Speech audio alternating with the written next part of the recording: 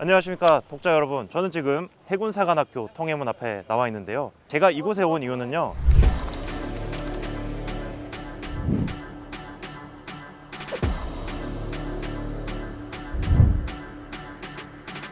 인도에 적용되고 있는 T-91 전차가 있는데요. 육상용 엔진뿐만 아니라 이제 해상용 엔진까지도 같이 공동 개발할 수 있도록 지금 협의를 하고 있고.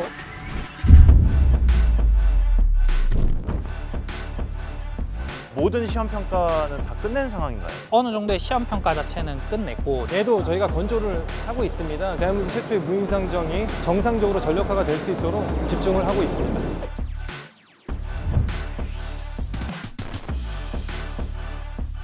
무장은 알레이버급 구축함에 비해서도 손색이 없는 진짜 끝내주는 해상 전투 플랫폼이죠. 오늘 저랑 함께 돌아보시면서 많은 내용 전달드리도록 하겠습니다. 함께 가시죠. 과거와 현재 그리고 미래 해양 방위 솔루션까지 책임질 하나오션 부스에 나와 있습니다. 사실 이 차세대 구축함이 작년 10월에 공개 행사를 했었잖아요. 네, 그렇습니다. 예, 말씀 주신 것처럼 저희가 작년 10월에 프라자 호텔에서 언베일링 행사를 했고요. 현재 이 배는 이제 차세대 구축함, 그러니까 퓨처 디스트로이어고요. 저희가 자체적으로 설계한 안입니다. 전장은 145.6m, 전폭이 18.8m, 만재 배수량 7,400톤이고 최고 속력은 29나트입니다. 주요 탑재 무장으로는 5인치 건, VLS, CIWS, 그다음에 함수의 레이저 건이 설치가 되어 있습니다. 함수 선형을 잠시 보시면 역경사형 함수 선형을 채택해서 내항 성능과 스텔스 성능을 향상시켰고, 전전기 추진 체계, 통합 마스트, 그다음에 전투 체계를 체계 통합해서 입체 작전 수행 능력이 강화되었습니다. 그다음에 이 현측에 보시면 미션 베이라고 해가지고 무인 전력을 저장 및 정비할 수 있는 공간인데요. 이런 공간을 배치함으로써 무인 전력을 효율적으로 운영할 수 있고 자한 방어용 자폭 드론을 설치를 해서 적 미사일 타격 능력을 강화시켰습니다. 그다음에 이 함정의 또 가장 큰 특징이라고 할 수 있는 게 소압 C라고 해서 사이즈, 웨이트, 파워 앤 코스트 이 네 가지를 자유자재로, 그러니까 해군의 요구에 충족시킬 수 있도록 조절을 할 수 있는 설계 기법을 적용했습니다. 그래서 이 함정을 한마디로 말씀드리자면 생존성과 미래 확장성을 동시에 확보한 차세대 해상 전투 플랫폼이라고 보시면 되겠습니다.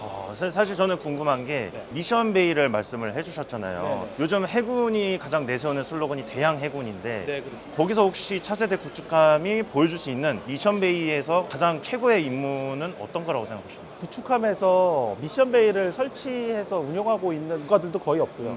한국 해군에서도 아직은 미션 베이를 설치를 해서 무인 전력을 효율적으로 운영할 수 있는 공간 자체가 없습니다. 근데 다양한 무인 체계를 저장하는 것뿐만 아니라 정비까지 할 수 있기 때문에 이 안에서 전부 다 가능하다고 볼 수 있는 거죠. 그러니까 무인 수상정, 무인 잠수정, 그다음에 UAV까지 한꺼번에 다 정비 및 효율적으로 운영할 수 있도록 보관뿐만 아니라 정비까지 수행할 수 있는, 그게 가장 큰 특징이라고 보면 되겠습니다. 모든 걸 다 통틀어서 네. 올인원 솔루션처럼 생각을 합니다. 네, 그렇죠. 그리고 또 레이저건이 유독 눈에 띄더라고요. 레이저건은 저희 이제 하나의 계열사인 하나 시스템에서 100kW급 레이저건을 지금 현재 개발 중에 있고요. 개발이 되면 여기다 이제 탑재를 할 예정이고, 일단 레이저건을 사용할 때 가장 큰 문제가 이제 전력 소모가 좀 많다는 문제가 좀 있습니다. 근데 아까도 말씀드렸듯이 스왑 C의 P가 파워거든요. 그래서 레이저건의 용량이나 이런 것들이 좀 많이 요구가 되더라도 전력을 좀 더 많이 생산할 수 있는 그런 시스템도 요구에 맞춰서 개발해서 탑재할 수 있도록 반영을 해놨다. 100kW급이라고 하면 일반인 시선에서 좀 어떻게 이해를 해야 될까요? 일단 레이저 무기로 잡을 수 있는 거는 적 무인 항공기하고 드론이고요. 레이저 무기의 특징이 타겟을 딱 접촉을 하면 어떤 효과를 발휘하는 게 아니라 5초 이상 주사를 해야 효과를 발휘할 수 있는 것이기 때문에 적 무인 항공기하고 드론이 타겟이라고 보시면 되겠습니다. 레이저건으로 표적을 제거를 하고, 그다음에 최종적으로는 또 CIWS로 네, 막는 구조가 되겠네요. 네, 이제 거기서 놓치는 것들은 이제 CIWS로 대응을 하는 거죠. 근데 사실 적한테 안 걸리면 되는 거 아니겠습니까? 아, 그렇죠. 예, 이게 제일 좋죠. 예, 예. 스텔스 성능과 내항 성능을 향상시켰다고 말씀드렸는데, 일단 내항 성능은 최고 속도가 29노트라고 말씀드렸는데, 29노트의 속력을 내려고 하면 함수 선형이 아주 매끄럽게 빠져야 돼요. 그래서 이 역경사형 함수 선형을 채택한 이유가 일단 유체를 아주 스무스하게 빠져나가면서 그 속도를 낼 수 있게 하기 위한 목적이 첫 번째가 있고, 두 번째는 이제 보시다시피 굉장히 날렵하죠. 전 세계에 나와 있는 구축함이나 호위함하고 비교를 해본다 하더라도 날렵한 선형으로 만들어져 있는데, 이것이 전부 다 이제 스텔스 기능을 강화하기 위한 설계 결과라고 보시면 되겠습니다. 전체적인 하함 형상을 보니까 생각보다 작다는 느낌은 안 들거든요. 미국의 알레이버크급이라는 그 구축함이 있습니다. 13,500톤 정도 되는 건데 거기하고 무장은 비교를 하더라도 전혀 손색이 없는데 톤수가 이제 7,400톤으로 하는 게 호위함과 구축함의 사이 정도라고 보시면 됩니다. 그러니까 뭐 이탈리아나 프랑스 이런 데다가 이제 공동으로 참여해서 설계를 해서 지금 현재 수출을 진행 중에 있는 프렘급이라는 함정이 있는데 그 프렘급하고 사이즈는 유사하다고 보시면 됩니다. 사이즈는 해외 지금 현재 개발 중이거나 건조 중인 최신 호위함 사이즈에 무장은 알레이버급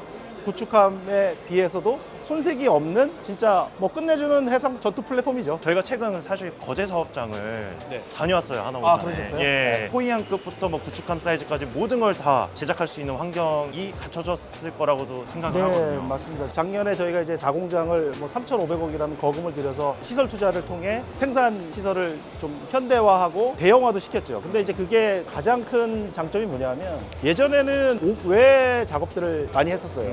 이제 그러다 보니까 비 오고 뭐 태풍 오고 이렇게 하게 되면 작업이 거의 불가능했는데 그거를 이제 샵 안에서 옥내 작업할 수 있어가지고 1년에 평균 조업일수를 20일 이상 더 확보할 수 있게 된 것도 큰 장점이고요. 사실 시설 투자를 하기 전에는 좀 대형 함의 건조 능력은 조금 부족한 거 아니냐라는 우려도 좀 우려가 있었는데 있어요. 시설 투자를 통해서 공장을 증축하고 하면서 그런 우려가 없어지게 된 게 한 구성원으로서 되게 기쁘게 생각합니다.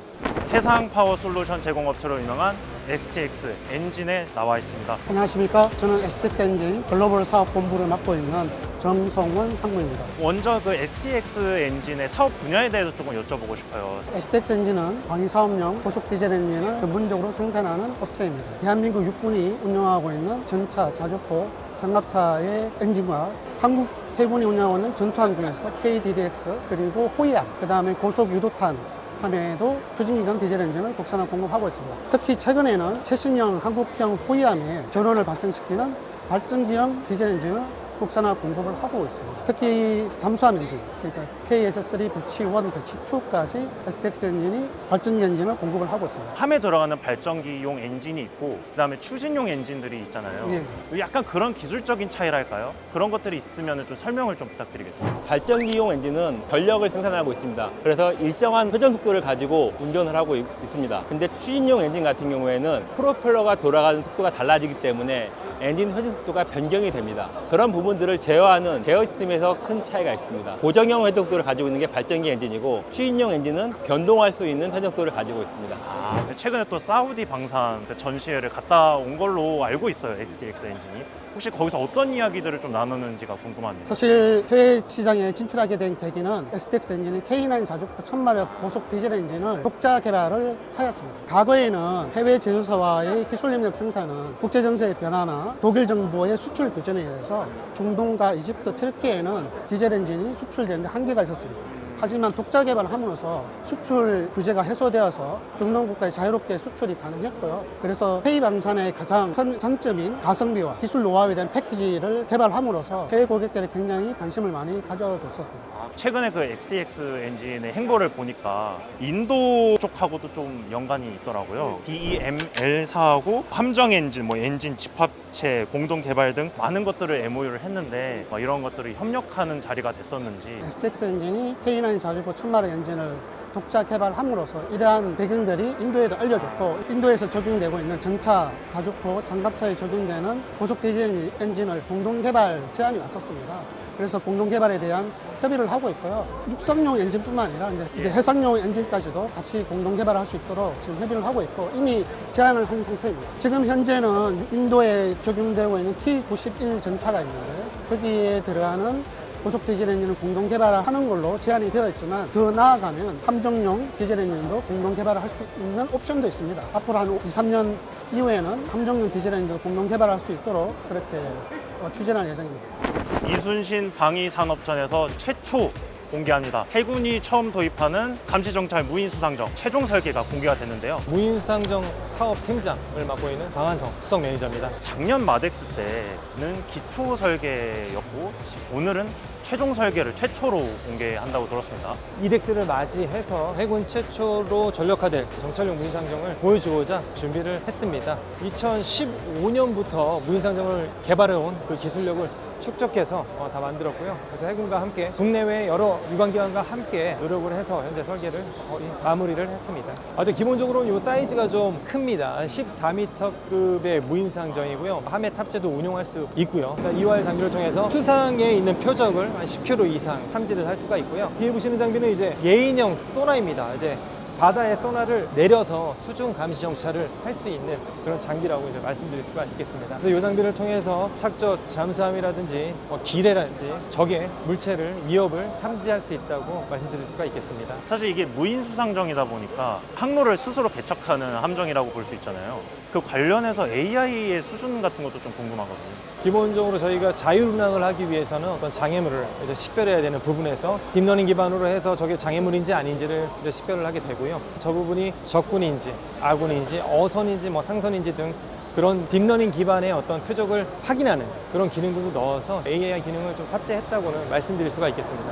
해군에서는 좀 어떤 반응인지가 좀 궁금하거든요. 해군의 전 부서에서 대한민국 최초로 전력화되는 무인상정이기 때문에 많은 관심을 갖고 많은 의견을 주셨고요. 특히 좀 안전에 관련된 거, 그리고 적 탈취됐을 경우에 대비한 것들, 다양한 의견들을 주셔서 그런 의견들을 저희가 반영을 해서 대한민국 최초의 무인상정이 정상적으로 전력화가 될 수 있도록 저희가 집중을 하고 있습니다. 작년에 최초 공개했던 해검 X 앞에 나와 있는데요. 사실 제가 궁금한 점이 있습니다. 해검 X 같은 경우에는 무인 수상정이긴 하지만 100톤이 넘어가는 함정은 선체 공학적인 개념이 좀 들어가야 해서 다른 조선소랑 컨소시엄을 구성해야 된다는 얘기를 들은 적이 있는데요. 혹시 지금 현재 상황은 어떤지 궁금하거든요. 해검 X라는 경우는 컨셉 모델이고요. 저희가 지향하는 장점을 반영한 이제 모델이 되겠습니다. 사실 플랫폼 같은 경우는 작은 플랫폼이기 때문에 저희가 충분히 할 수 있다고 이제 생각을 하고 있었고, 작년 25년부터 저희가 이제 또 해군과 함께 전투용 무인상정이라는 과제를 수행해 오고 있습니다. 이 과제는 말씀드렸듯이 이제 모든 어떤 임무 장비들을, 무장들, 그런 통신 장비들을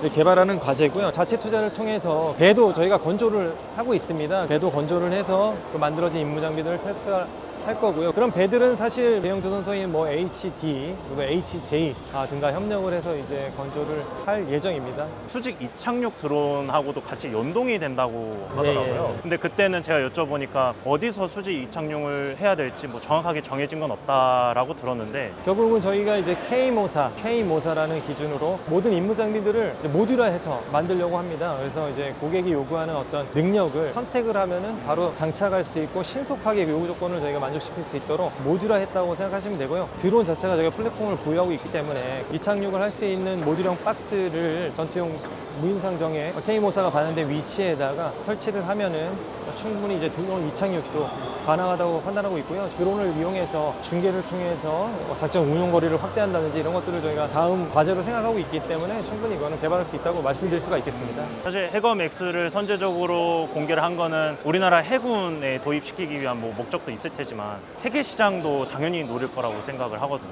혹시 어느 시장을 좀 목표로 하고 계신지도 궁금합니다. 해검 X는 말씀드린 것처럼 이제 컨셉이고요. 해검 X를 통해서 전 세계의 방산시장에 있는 고객들이 원하는 무인상정을 저희가 개발을 해줄 수 있다 컨셉으로 저희가 설정을 했고요. 실제로도 다양한 국가에서 저희가 수출 문의가 지금 현재 들어오고 있습니다. 동남아라든지 중동 국가에서 수출 문의가 들어오고 있고, 예를 들면 함탑재 무인상정이라든지 기존에 가지고 있는 함정에서 운용할 수 있는 작은 모델이라든지 다양한 사이즈, 다양한 종류의 무인상정에 대해서 문의가 들어오고 있고요. 이제 전투용 무인상정은 아마 30년 이후에는 어떤 가시화된 어떤 전투용 무인상정을 볼 수 있지 않을까라고 조심스럽게 예측해 봅니다. 올해 6월 해양경찰에 인도될 정찰용 무인수상정 C-고스트 앞에 나와 있습니다. 안녕하십니까. 하나시스템 무인 회계팀의 공영훈 전문이라고 합니다. 해군에서 이제 정책적으로 추진하고 있는 네이비 C-고스트 발걸음에 맞게 정찰용 무인상정을 건조를 하면서 이름을 C-고스트 라고 짓게 되었고요. 번역을 하다 보니까 이름이 해령으로 나오게 되었습니다. 이름만 무서운 거지 사실은 사람들을 구조하는 일을 할 예정인 그런 무인수상정이라고 얘기를 들었습니다. 해경에서 발주가 나왔고 해양 사고가 발생이 되면 이 무인수상정이 가장 빨리, 가장 먼저 제일 앞에서 사고 현장에 투입이 되어가지고 환경을 확인을 하는 역할을 가지고 있습니다. 가장 먼저 앞에서 투입되어야 되다 보니 고속 활주선의 형태로 이제 배가 선박이 건조가 되었습니다. 배의 선속은 최대 40노트까지 나오게 됩니다. 자동차로 치면 한 73km, 4km 정도까지 나오는 선속을 가지고 있습니다. 그리고 이제 사고가 발생한 환경에 실제 투입이 되었을 때 정찰, 수색 임무를 수행을 하면서 익수자 라든지 침몰선 등을 식별을 해서 육상 통제소로 정보를 공유를 하는 역할을 한다라고 봐주시면 될 것 같습니다. 하나하나씩 선체 외형을 보면서 기능에 대해서 설명을 좀 해주시면 좋을 것 같아요. 네. 앞에 뭔가 발사장치스러운 게 있거든요. 구명조끼 발사장치이고요. 발사장치에 실제 탄이 한 4발 정도 장착이 되고요. 장착된 상태에서 해양 사고 지역을 이제 탐색을 하다가 이제 여러 가지 마스 쪽에 탑재되어 있는 센서들로 익수자가 식별이 될 경우 육상에서 명령을 내려서 익수자에게 구명조끼를 발사해주는 절차로 구동된다라고 생각해 주시면 될 것 같습니다. 그러면 물에 빠진 익수자를 판단한다는 거잖아요, 스스로. 어떤 원리로 이렇게 판단하게 되는 거죠? 사고 지점에 가서 사고 지점을 범위를 이제 꼼꼼하게 탐색하는 경로 계획을 수립하게 됩니다. 그러면은 해양 사고 지점을 꼼꼼하게 수색을 하면서 레이더, 라이다 여러 가지 그 센서들을 이용해서 우선 장애물을 탐지를 하게 됩니다. 덩치가 큰 장애물들은 회피를 하게 되고요.